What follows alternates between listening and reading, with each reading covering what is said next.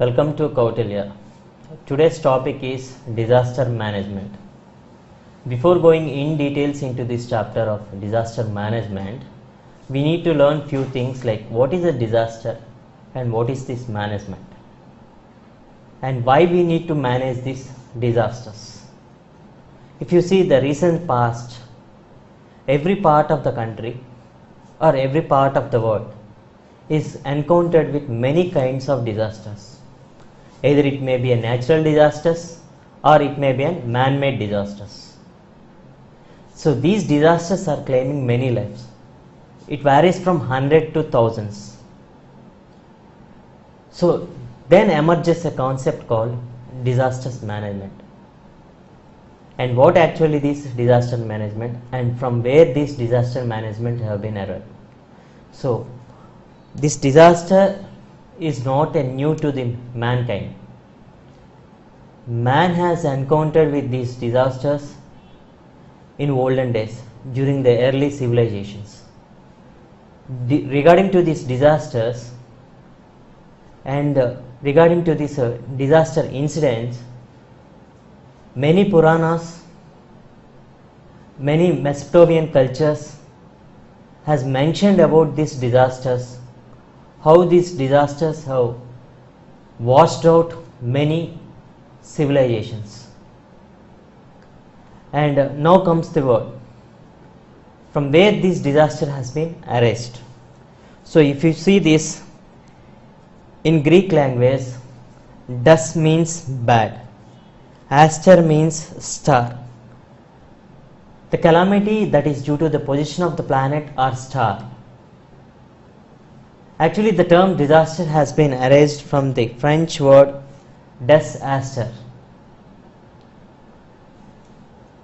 And before going in details into this disaster, we should know the facial features of disasters. Among the facial features of disasters, first one is vulnerability. What actually is vulnerability?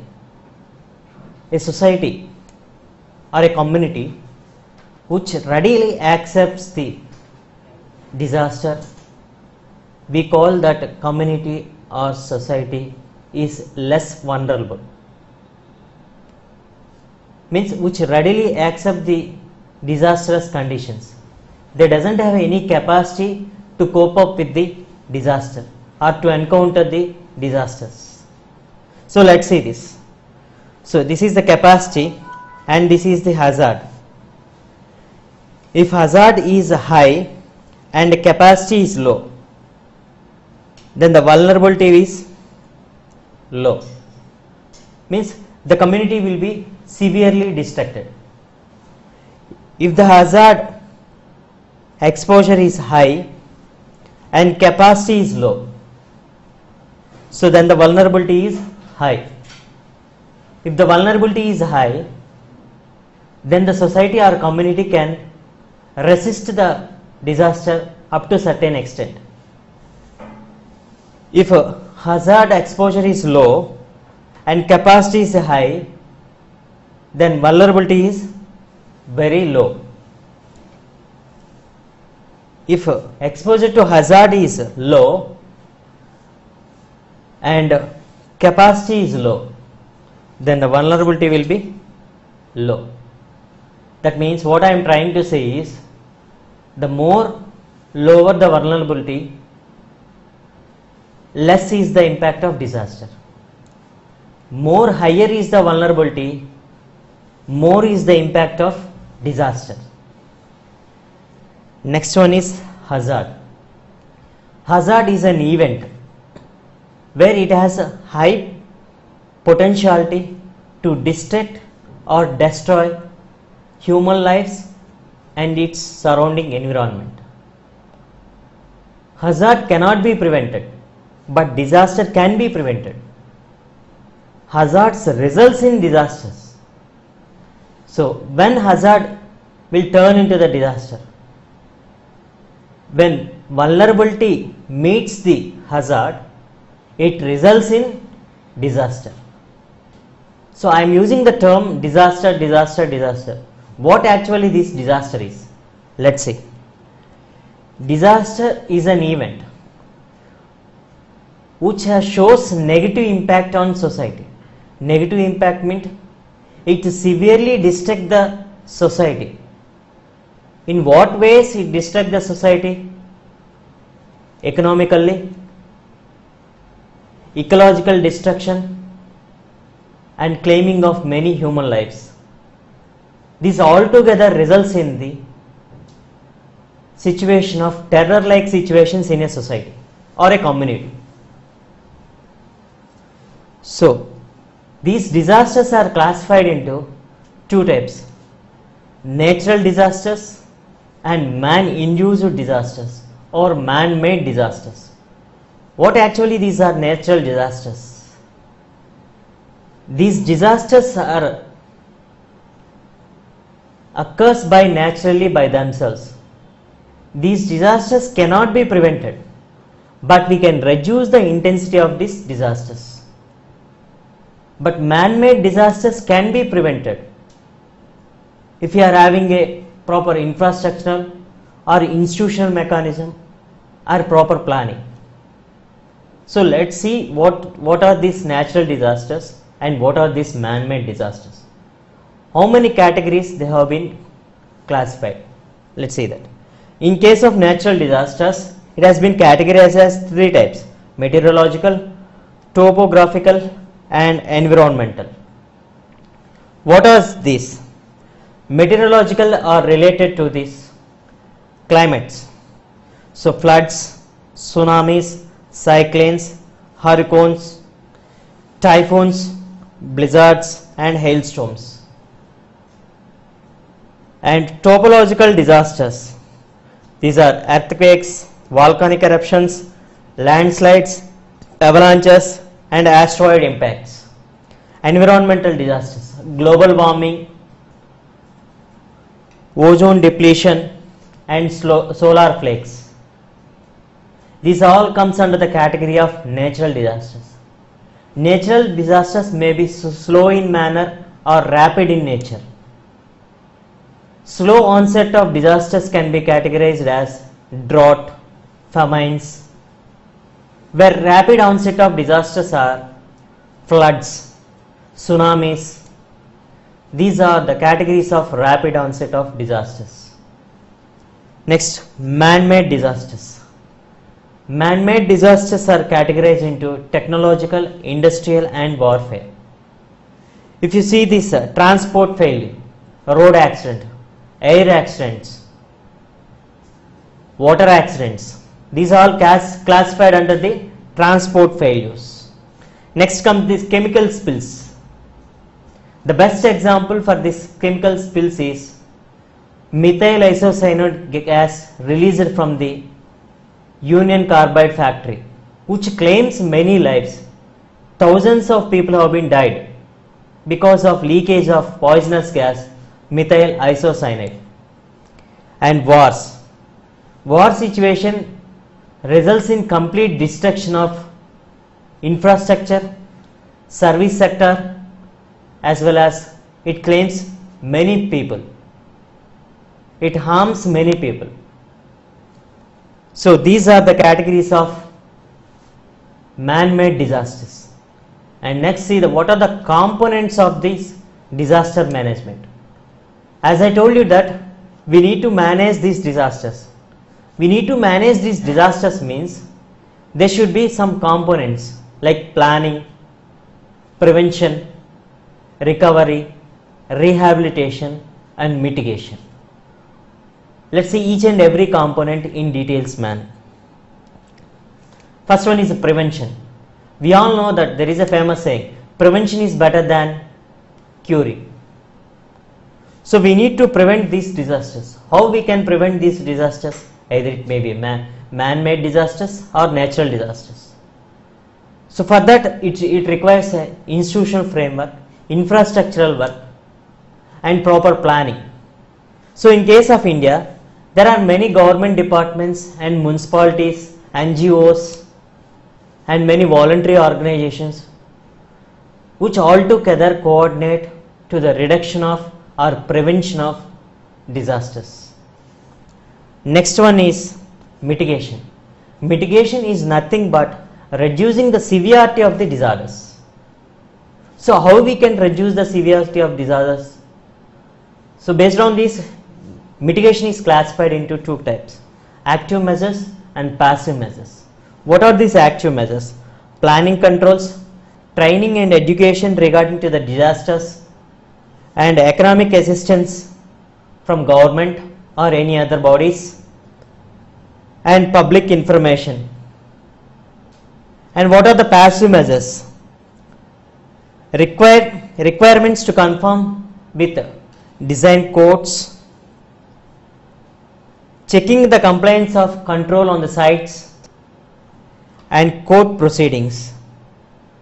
So regarding to the court proceedings, so what happened before disaster, what are the conditions that leads to disasters, these kind of things we can come across in these court proceedings. Next one is preparation. We already know that a particular disaster is going to be happen, and what are the precautions, what are the things we should make ready to prevent and to mitigate the severity of disasters. Let's see the diagram. So in case of disaster, we should have proper medical supplies. We should maintain the proper stocks of medical supplies, and doctors and nurses should be available in a proper time in a particular place. Next, food commodities should be supplied in a proper hygienic manner.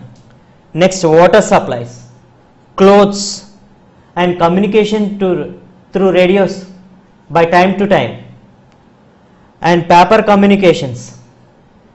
These are the preparedness categories which can reduce the impact of disaster, or we can totally prevent the disaster.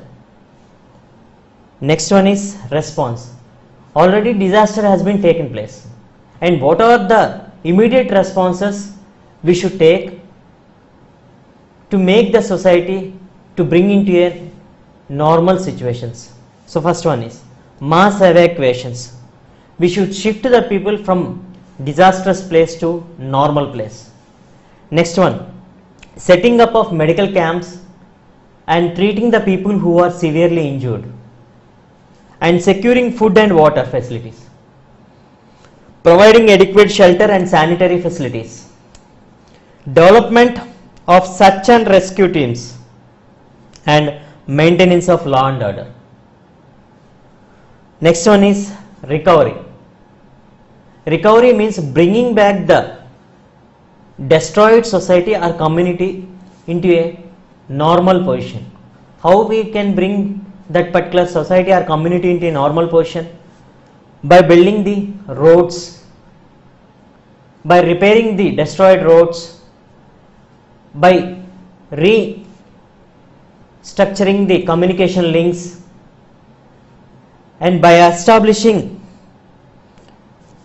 or reconstructing the damaged buildings, and by providing financial support to the employees. So by doing all these measures, we can bring the society into a normal position as soon as possible. That's what this recovery. And the next one is rehabilitation. Rehabilitation means providing the people with temporary shelters and providing the people with economic rehabilitation.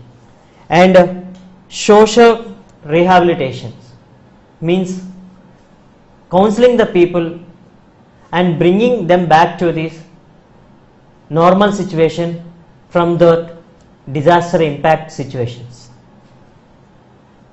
And next one is legal institutional framework of disaster.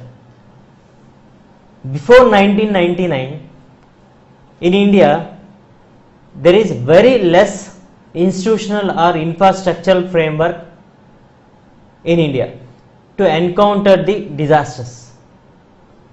So after 1999 Bush earthquake, India has established a high powered committee regarding to these disasters.